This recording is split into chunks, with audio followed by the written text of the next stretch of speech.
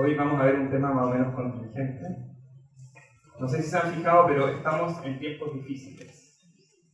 En la sociedad actualmente se está como levantando algo como un espíritu de anticristo, en el fondo, y que es bastante notorio, cada vez más notorio, y es bastante agresivo también. Muy agresivo en contra de todo lo que es recto y todo lo que tiene que ver con el Señor Jesús. Como que ya ser cristiano no es tan bien visto. Yo creo que Chile ha pasado por distintos periodos. Al principio el cristianismo fue muy perseguido, de hecho apedreaban a los cristianos al principio del siglo pasado y sufrieron mucho y oraron y se logró que ya en el fondo ya al fines del siglo pasado ya estaba con 1900, como que estaba como mejor visto, como que bien. Pero ahora está pasando lo contrario. ¿Por qué? Porque los cristianos no transamos, o por lo menos no deberíamos transar. Entonces eso se considera a veces como una amenaza para sacar leyes como por ejemplo la del aborto, la de estado de género que le llaman. Entonces vemos que cada vez está siendo como más difícil ser cristiano, además de una sociedad muy materialista que yo creo que se ha impregnado a lo largo de la historia. Siempre el materialismo es un enemigo que hay que estar bien atento, porque es el único Dios con el que se compara Dios. Un Dios con minúscula. Dice que nadie puede servir a Dios y a las riquezas al mismo tiempo. Entonces vemos que también se puede impregnar el materialismo en la iglesia. Hay una sociedad muy perdida, muy relativista, donde todo como que da lo mismo. Uno le pregunta ahora a los jóvenes, ¿tú qué piensas acerca? Por ejemplo, el otro día le preguntaba a un joven, ¿tú para qué vives? Y quedaba así y él decía, ¿y qué te parece eso? Bueno, no. Como que ni siquiera le importaba, él no sabe. Entonces, como vemos cómo realmente está todo muy superficial. ¿Se han fijado, no? ¿Se han fijado? Qué bueno. Entonces, por otro lado, tenemos que hay un evangelio cómodo que puede penetrar fácilmente en la iglesia, donde ya Jesús no es el centro de mi vida, sino que yo paso a ser el centro de mi vida. Yo no vivo para servir a Dios, sino que Dios está para solucionarme mi vida. Yo le pido, o por mi hijo, por mi vida, no sé qué, que Él me ayude en las cosas que yo hago, pero en el fondo nunca me planteo qué es lo que Él quiere. Es un evangelio cómodo, que es falso, porque ahí el centro es uno y no es Cristo. Y por otro lado están todas las doctrinas orientales que están entrando, como el yoga, donde también el centro es el ser humano, que por medio de lo que uno hace puede lograr esta paz interior, y que en el fondo solo buscan un beneficio personal. No sé si se acuerdan, hace unos años fue no sé si se llama tornado, huracán, sí, muy grande, pero en Malasia, como en Indonesia, ¿se acuerdan? Bueno, yo me acuerdo. Y que quedó la escoba. De hecho hicieron una película después que se llama Lo Imposible, en base a ese lugar. Y la cosa es que, por ejemplo, de distintos sectores del mundo se envió ayuda allá. Pero interesante es darse cuenta que de toda la rama budista e hinduista no se envió nada de ayuda, porque ellos creen en el karma. Entonces, en el fondo, lo que le pasa a cualquiera es problema de ellos porque ellos se lo merecen. Entonces, no hay un corazón por el otro, que es lo que vino a hacer Jesús. Jesús vino a darse por nosotros. Entonces, vemos que cada vez más la sociedad se está centrando en el yo. Y ahí entonces entramos nosotros. ¿Dónde estamos? ¿Cómo actuamos? Nosotros tenemos una responsabilidad de presentar el Evangelio de Jesucristo. Ser fieles en este tiempo al Señor Jesús.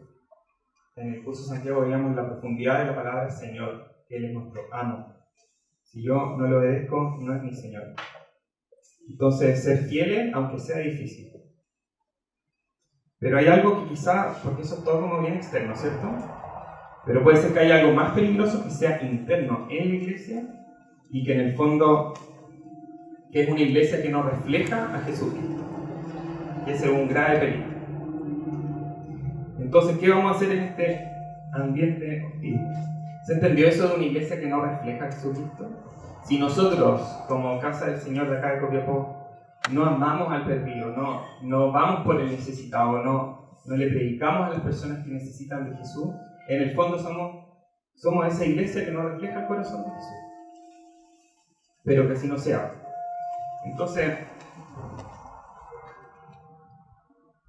tener una postura real cristiana duele, no es fácil. Jesús nunca dijo que iba a ser fácil. La semana pasada Oriel compartió con nosotros acerca de cómo las decisiones afectan nuestro futuro.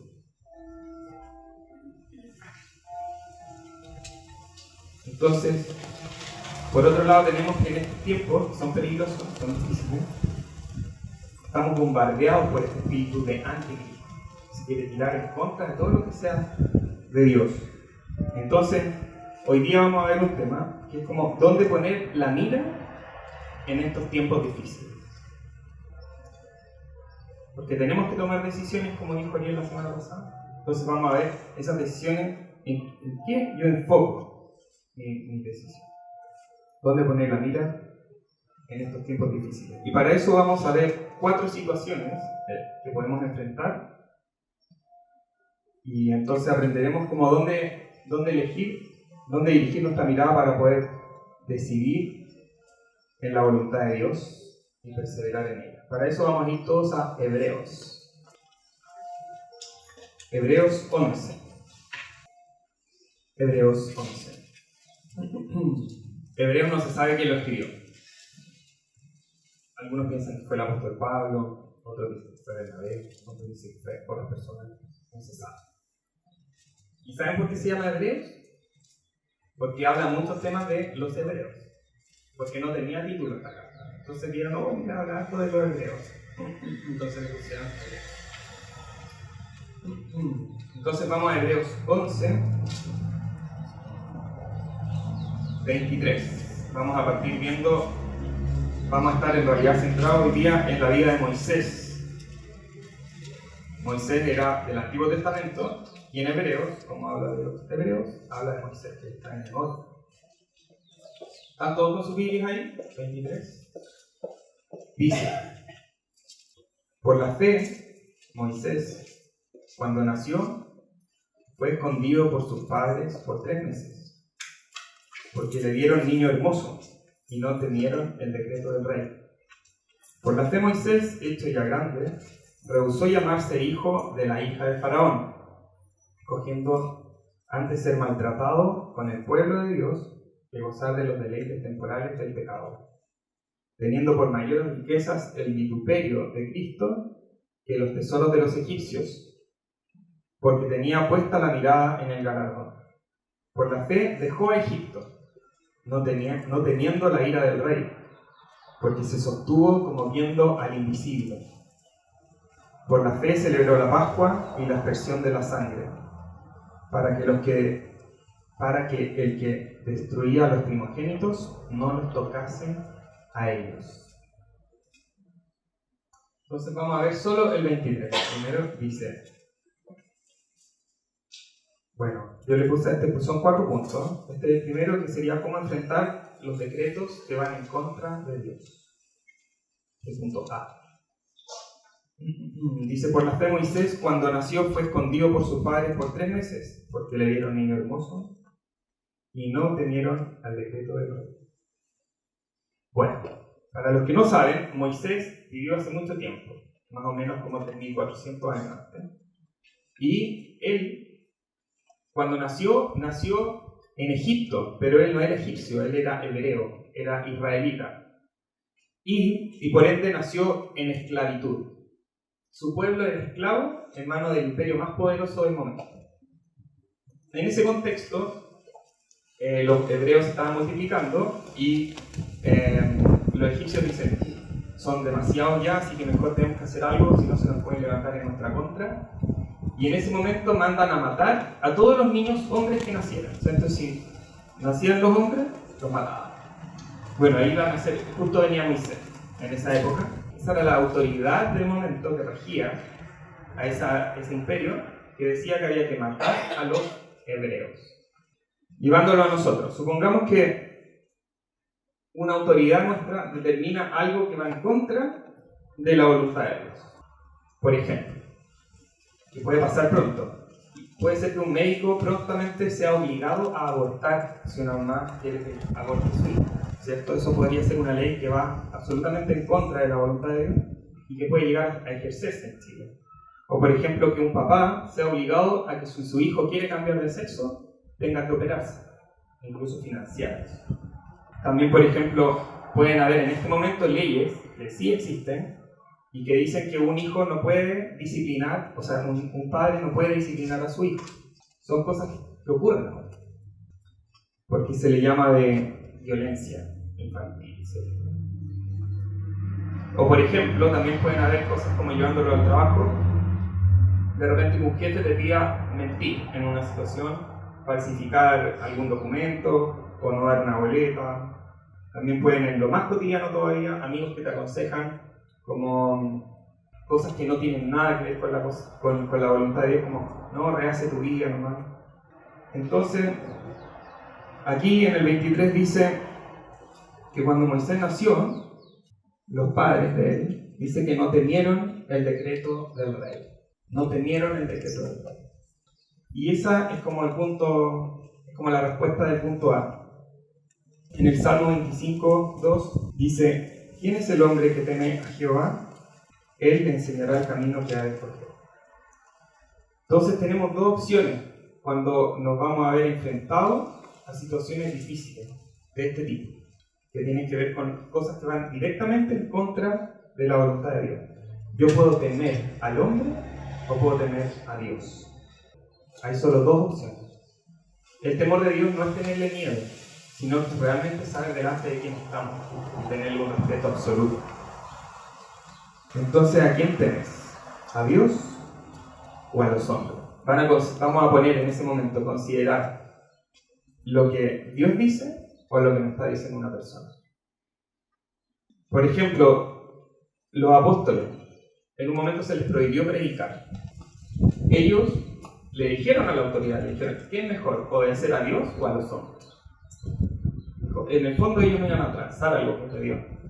¿Y por qué? Porque en el fondo la confianza está en Dios, en el Todopoderoso. No temo a lo que pasa en este mundo, no temo. Como dice el tío Tomás, el pastor fundador, siempre dice: bueno, lo más terrible que nos puede pasar es matar. Si nos matan, nos vamos a la presencia de Dios. ¿Qué problema? Como que en el fondo es como lo mejor que te pueden hacer. Entonces como que no hay nada tan terrible. ¿Por qué? Porque uno tiene claro a dónde va. Aquí está el transar, ¿cierto? ¿Qué les parece hasta ahora? ¿Se entiende? Porque yo no temo el decreto del rey, porque yo confío en Dios, porque temo a Dios. Yo sé que Él no va a transar nunca. Algo así, jamás. Porque yo sé, como dice Pablo, yo sé en quién he creído. Vamos a ver la letra D. En el versículo 24, 25 y 26. Dice, en Hebreos 11: por la fe, Moisés, hecho ya grande, rehusó llamarse hijo de la hija del faraón, escogiendo antes ser maltratado. Él escogió ser maltratado con el pueblo de Dios que gozar de los deleites temporales del pecado, teniendo por mayores riquezas el vituperio de Cristo que los tesoros de los egipcios, porque tenía puesta la mirada en el galardón. Explico para los que no conocen mucho la vida de Moisés. Él ya no lo mataron cuando niño porque lo escondieron, ¿cierto? Lo escondieron, lo tuvieron escondido harto tiempo. Pero llegó un momento que ya no podían esconderlo más, entonces la hermana lo metió en un canasto y lo tiró y lo puso en el río Nilo, y lo empezó a seguir y llegó justo a donde estaba la casa del faraón, que era, me imagino, bastante grande, era así un palacio, y ahí lo toma ella y le dice, ve a esta niña que era la hermana de Moisés y le dice, búscame a alguien que lo cuide, porque lo encontró tan bonito y dijo, no, como sabía ella que era hebreo, se notaba. Yo creo que uno sabe cuando alguien es de otra etnia, porque cada etnia tiene un rasgo distinto. Entonces ella se dio cuenta que era hebreo, pero dijo, no, mándame a alguien que me lo cuide. Y la hermana fue a buscar a la mamá. Entonces, eso que a veces uno ve en las películas de que Moisés no sabía que él era hebreo y que de repente lo descubre, eso no es verdad. La verdad es que la mamá verdadera lo crió toda su vida. Entonces ahí uno ve, en el punto anterior, ella no temió al decreto del rey, y en ese no temer, Dios puso una salida. ¿Se dan cuenta que es sobrenatural lo que pasó en la vida de Moisés? Entonces cuando uno decide cosas así de no temer al rey, Dios pone una salida que es buena. Entonces él creció, pero él vivía como un egipcio de la realeza. Era noble total. Totalmente noble. Era como el linaje real. Pero ahí él escoge ser maltratado. Él prefiere ser maltratado como parte del pueblo de Dios que gozar de los deleites temporales del pecador. ¿Por qué? ¿Por qué ustedes escogerían si tienen una vida súper cómoda? Si tienen una vida que en el fondo pueden hacer lo que quieran. ¿Por qué podrían escoger ser maltratados que esos deleites? Porque los deleites deleitan. Nadie va a negar eso. Pero son temporales, como dice ahí. Y es porque dice, porque tuvo por mayor riqueza la humillación de Cristo que los tesoros de los egipcios, porque tenía la mirada puesta en el galardón. Él captó que esos deleites no lo iban a llevar a nada. Y a mí me llama la atención que hable de Cristo, porque Moisés en el fondo, él no sabía que Jesús se iba a llamar Jesús, por ejemplo. No sabía que iba a haber un Salvador y que iba a ser el Mesías, no, él no lo sabía.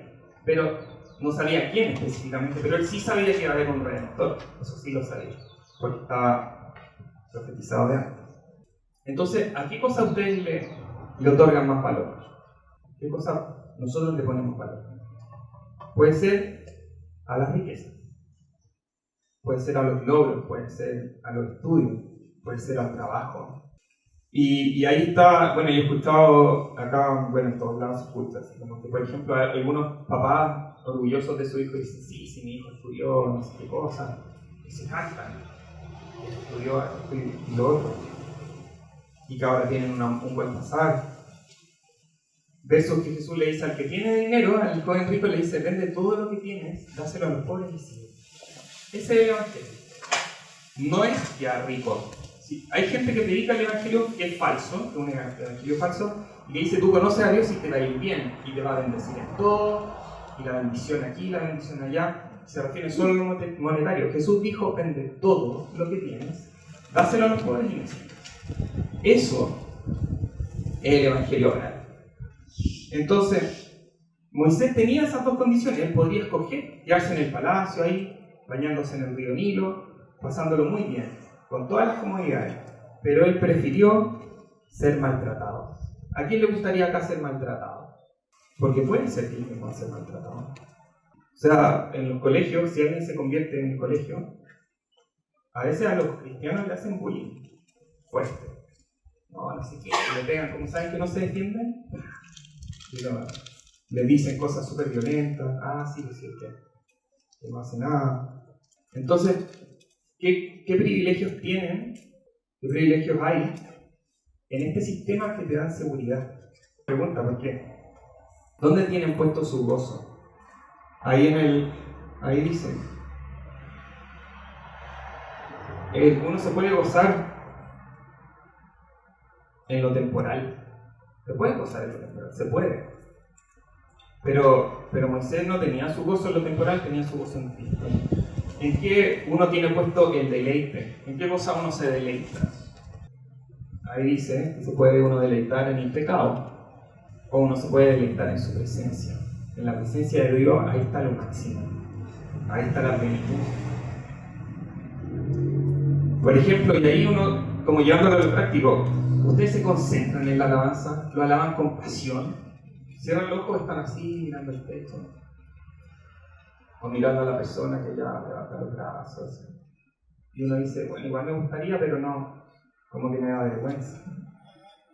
Yo los animo a que cierren los ojos y alaben a Dios, y levanten las manos, y si hay que saltar, salten. Porque ese es el deleite. Ahí, y como buscarlo, si no lo tienen, búsquenlo. Porque Moisés lo tenía bien claro. ¿Cuál es tu galardón? ¿En qué está el galardón? ¿En las riquezas que son temporales o en lo eterno? La vida pasa así. Nada de lo que tenemos vamos a guardarlo y llevarlo a la tumba, porque somos como la hierba, dice la palabra, que está en día florece y al otro día ya se seca. Así somos súper cortos. En cambio yo voy a poner mi seguridad, mi galardón, mis riquezas van a estar en eso que es temporal o en lo eterno. Yo los animo a que pongan sus riquezas en lo eterno. ¿Dónde van a tener sus tesoros? ¿En las cosas que se ven o en las que no se ven? Porque las cosas que se ven son perecederas, se acaban. Jesús dijo que no nos hagamos tesoros donde acá la polilla y el orín, que es el óxido, corrompen, sino que nos hagamos tesoros en el reino de los cielos, porque allá todo es incorruptible. Pero eso incorruptible, eso que es eterno, puede involucrar un maltrato. Seguir a Cristo puede involucrar maltrato. Y quizás, como les dije recién, puede ser en este momento un maltrato más psicológico. Pero estamos a puertas de que se pueda producir un maltrato físico. De hecho, en otros países que son perseguidos, los cristianos, los llevan detenidos a la cárcel, los apedrean, los matan, los decapitan, los pueden hasta quemar, los queman adentro de la iglesia en algunos lugares de India. Entonces, si no estamos dispuestos a ese maltrato físico, que nos pueden llevar detenidos por predicar la palabra, detenidos por alabar a Dios, detenidos por hablarle a alguien de Jesucristo, entonces, ¿qué pasaría si estuviéramos, por ejemplo, en Corea del Norte o en Irán? ¿Predicarían? Bueno, eso suena como imposible, ¿sí? Pero aquí dice que Moisés, por la fe, prefirió dejar todo eso de lado. Todo lo que nosotros tenemos podemos dejarlo de lado para poder tomar el galardón. Porque dice, porque tenía puesta la mirada en el galardón. Él sabía que las cosas de este mundo eran perecederas. Letra C. ¿Qué hacen en relación a? Vamos a ver el 27 que dice: por la fe dejó a Egipto, no temiendo la ira del rey, porque se sostuvo como viendo al invisible. Fe. Dejó a Egipto. Cuando yo leí esta escritura dije, oye, qué raro, porque cuando él dejó a Egipto, en el fondo se fue escapando porque había matado a una... Moisés, mató a alguien cuando tenía como 40 años, mató a un egipcio, lo pillaron y se escapó porque el faraón lo quería matar. Entonces dije, ¿cómo que dejó a Egipto no teniendo la ira del rey? Pues cuando se escapó de Egipto tenía, de hecho se escapó por su vida. Pero me di cuenta de que no se refiere a eso. Se refiere cuando él va y le dice al faraón, deja ir a mi pueblo para que alaben a Dios. Y en ese contexto él deja Egipto, en el contexto en que el faraón lo empieza a perseguir con todo un ejército detrás, y él está en medio del desierto sin ningún arma. En ese contexto él dejó Egipto y no temió la ira del rey. Entonces tenemos que Moisés le dijo al faraón exactamente lo que Dios le decía que dijese. Se fue a Egipto y no tuvo miedo. Pero es interesante porque Dios, y aquí yo creo que llevándolo a la práctica, Dios a él le dice primero que él le diga al faraón que se lleven al pueblo para ir a alabar a Dios, para ir a adorarlo, ¿cierto? Entregarle el sacrificio y todo. No le dice que lo va a llevar a la tierra prometida todavía. Al faraón no le dice, no, que vamos a salir aquí a la tierra prometida. No le dice eso, porque si no el faraón ni por nada lo iba a dejar salir. Le dijeron, vamos a alabar a Dios ahí en el desierto, entregarle el sacrificio. Pero en ese proceso, a veces Dios nos pide cosas que llegan como hasta ahí. Pero Dios, cuando nos tiene ahí, te muestra como todo lo que viene mal, que es como la tierra prometida. Entonces a veces uno no entiende mucho. Entonces, ¿a dónde te quiere llevar Dios? ¿A dónde nos quiere llevar Dios? Sabiendo este contexto. ¿Se le ocurre algo? ¿A dónde nos quiere llevar Dios? Ahí Moisés, esclavitud, libertad. A libertad, llevar a libertad a los cautivos. Moisés fue usado por Dios para liberar un pueblo entero que estaba en esclavitud y que tuviese una tierra prometida después de más de 400 años que estaban de esclavos. Imagínense. Ellos ya ni conocían lo que era ser libre. Dios nos quiere usar a cada uno de nosotros para llevar libertad a esos cautivos. En donde sea que estemos. En un colectivo, en el trabajo, en el barrio, en donde sea. Si me voy al hospital y predico ahí, todos lados. Una vez una persona cayó enferma, súper enferma. Y como que no le preguntaba, Señor, ¿por qué no me sanan? Sino me decía, Señor, ¿por qué estoy aquí? ¿Por qué estoy aquí? Y era para que predicara a alguien que después llegó a conocer a Dios. Entonces, eso son cosas que Dios hace. Entonces Dios tiene algo diferente de lo que nosotros pensamos, que es mucho más grande. Y ahí es como cuando, por ejemplo, uno tiene la posibilidad de temer, porque en el fondo, ahí dice, por la fe de Egipto no temiendo la ira del rey. Si dice que no temió la ira del rey, es porque el rey era de temer, ¿cierto? Pero Dios le dice, por ejemplo, a Josué, le dice, mira que te mando que te esfuerces y seas valiente. No temas ni desmayes, porque Jehová tu Dios estará contigo donde quiera que vayas. Esa escritura no la saquen de contexto. Esa escritura era para entrar a liberar un pueblo. Si uno dice, no, es que no temas ni desmayes, porque las cosas que yo hago de mi vida, de mi agenda, no temo ni desmayo porque Él está conmigo, no. Ese no es el contexto. El contexto es, Él está haciendo la voluntad de Dios. Dios le dijo, anda para allá. Él va, no teme. Por ejemplo, yo sé que acá hay personas que, la pastora Marisol el otro día le dijo, ándate al seminario. Eso ya es de Dios. No hay nada que preguntar ahí. Hay que moverse. Y ahí es donde Dios dice, no temas, porque yo estaré contigo. Dios nos pide cosas y nosotros, si las hacemos, vemos la gloria de Dios.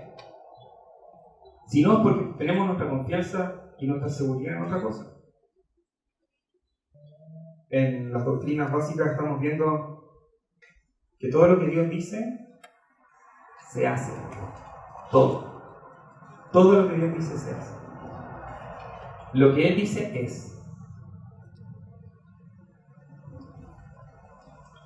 Y ahí dice que Moisés, ¿qué cosa lo sostuvo ahí? Se sostuvo como viendo al invisible. Yo a Dios nunca lo he visto, pero no me cabe duda que Él está acá. Yo veo esa higuera, Dios existe. Yo veo la puesta de sol, Dios existe. Yo veo mi mano, Dios existe. Porque es tan perfecta la creación de Dios. Pero Él es invisible. Pero las cosas creadas de Él dan cuenta de su naturaleza, de su poder, de su amor. Yo veo ahí, en la creación, veo su mano, veo su cobertura, veo su cuidado. Aunque Él sea invisible, yo veo el cuidado de Dios.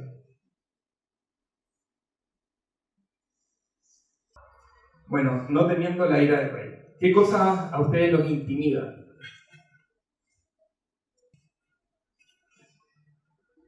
¿Les cuesta predicar? ¿A alguien le cuesta predicar? Como estar en el colectivo y empezar a hablar de hola, ¿sabes qué yo les quería contar? Y empieza. Es súper fácil, pero cuesta. O en el supermercado. También puede pasar. En cualquier lugar. Si esas cosas cuestan, como vean, traten de captar sostenerse como viendo al invisible. Como ya yo no veo a Dios aquí, pero Dios ama a esa persona. Jesús dio su vida por esa persona. Entonces por la fe yo dejo. Por la fe yo voy, por la fe yo predico. Por la fe uno no teme. Por esa fe que obra, como hemos visto en Santiago. Yo les voy a contar algo que es absolutamente para la gloria de Dios. Yo antes no le podía hablar a nadie en público. Me ponía así rojo así. Inmediatamente y picaba todo el rato y estaba así muy mal, pero muy mal. Y cuando me decían, Daniel, ¿tú puedes decir una cosa acá? Como úlcera gástrica, así de nervio, todo hacia adentro, así como se revolvía. Y era como... De hecho, una vez la iglesia de Providencia me pidieron actuar una cosa y se me olvidó todo. Estaba ahí en medio de la actuación. Muchos segundos, muchos. Me había hecho un torpeo en la mano, lo tenía escrito. Miraba y no podía leer. Estaba tan nervioso, pero tan nervioso. Y leía y no leía nada. Era como que tuviera todo. Y yo realmente lo cuento para la gloria de Dios porque si alguien tiene temor de hablar en público, yo sé que Dios sana. Él le dijo justo a Moisés le dijo, cuando Moisés le dice, pero ¿cómo yo? Dios le dice, ¿quién dio la boca al hombre? ¿O quién hizo al mudo y al sordo y al que ve y al ciego? ¿No soy yo Jehová? Ahora pues, anda y yo estaré con tu boca y te enseñaré lo que hayas de hablar. Si nosotros creemos eso, Dios lo va a hacer. Porque Él es fiel. Él es fiel. Uno es súper fallido, uno se equivoca miles de veces, uno de repente tiembla y todo, no importa. Él es fiel, Él hace. ¿Por qué entonces? Porque se sostuvo como viendo al invisible. Si piensan quedarse en su casa para siempre, no, yo estoy súper bien. Encontré la iglesia ideal. Dios aquí me ministra, aquí estoy creciendo, conociéndolo, así que de aquí, hasta que me muera. Mal. ¿Por qué? Porque Dios nos manda a ir. Si piensan que ustedes van a estar para siempre en su comodidad de ahora, es que no han captado el Evangelio, porque el Evangelio dice ir y predicar el Evangelio a todas las naciones. Eso es lo que dijo Jesús. Entonces no se proyecten así estáticos. Tampoco les digo que mañana ya todos no van a estar acá, para nada, porque hay procesos. Hay tiempo, Dios tiene tiempo. Hay tiempos de recibir y hay otros tiempos de dar. Pero Dios a Moisés lo sacó de su comodidad, lo sacó de un palacio para llevarlo a predicar y libertad a todo ese pueblo, a todo un pueblo. Y si sienten que no son capaces, no importa, es bueno sentirse no capaz porque Dios puede, no nosotros. Así que, ¿qué hacer en relación a las posesiones y las seguridades? Mi seguridad está ahí en el invisible, como viendo al invisible. Yo creo que sí, yo no capto mucho eso, el ver al invisible, porque ¿cómo uno va a ver al invisible? Pero uno se sostiene como viendo al invisible.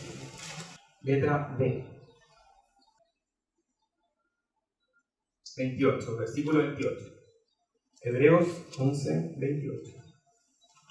Por la fe, Moisés celebró la Pascua y la aspersión de la sangre para que el que destruía a los primogénitos no los tocase a ellos. Por la fe celebró la Pascua. ¿Cierto? ¿Han escuchado algo acerca de la Pascua? Bueno, esta Pascua no tiene nada que ver ni el viejo pascuero, ni con el conejo que hace huevos de chocolate, no tiene nada que ver con eso.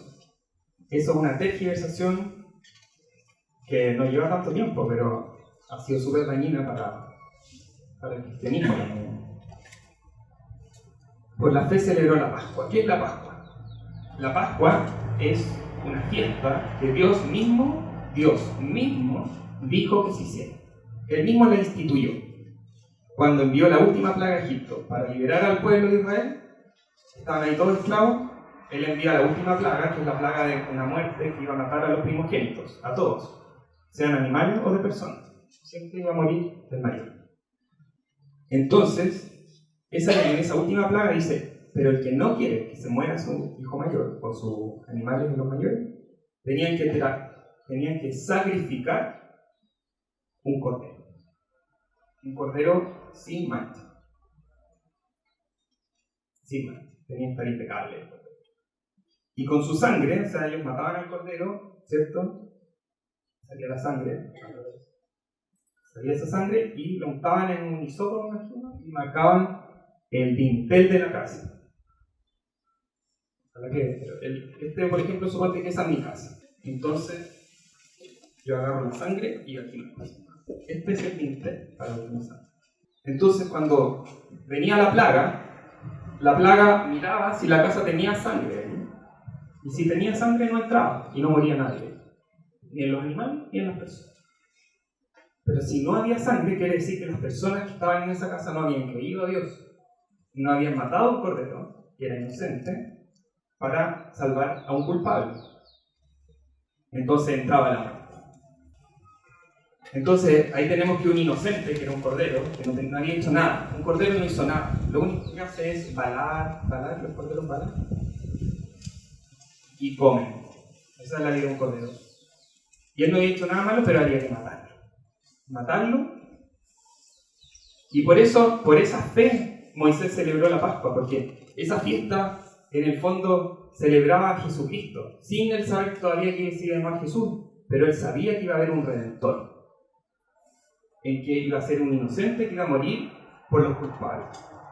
Y la sangre de esa muerte era la señal.